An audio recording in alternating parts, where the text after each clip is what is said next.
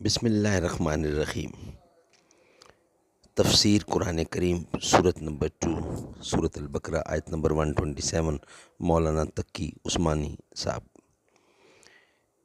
بیت اللہ جسے کعبہ بھی کہتے ہیں در حقیقت حضرت آدم علیہ السلام کے وقت سے تعمیر چلا آتا ہے، لیکن حضرت ابراہیم علیہ السلام کے دور میں وہ حوادث سے روزگار سے منہدم ہو چکا تھا۔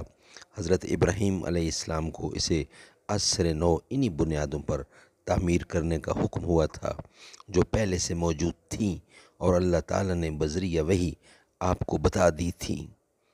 اسی لیے قرآن کریم نے یہاں یہ نہیں فرمایا کہ وہ بیت اللہ تعمیر کر رہے تھے، بلکہ یہ فرمایا ہے کہ وہ اس کو یعنی اس کی بنیادیں اٹھا رہے تھے۔ صدق اللہ العلی العظیم و صدق رسولہ النبی الکریم۔ اللہ تعالی ہمیں عمل کرنے کی توفیق عطا فرمائے۔ ناظرین، یہ تھی قرآن کریم کی آیات 127 کی تفسیر۔ اعوذ باللہ السمیع العلیم من الشیطان الرجیم، بسم اللہ الرحمن الرحیم۔ وَإِذْ يَرْفَعُ إِبْرَاهِيمُ الْقَوَاعِدَ مِنَ الْبَيْتِ وَإِسْمَاعِيلُ رَبَّنَا تَقَبَّلْ مِنَّا إِنَّكَ أَنْتَ السَّمِيعُ الْعَلِيمُ۔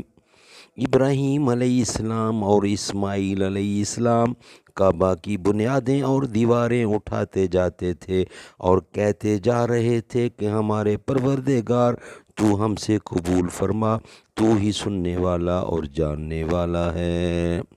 صدق اللہ العلی العظیم و صدق رسولہ النبی الکریم ونحن علی ذلک من الشاہدین والشاکرین والحمد للہ رب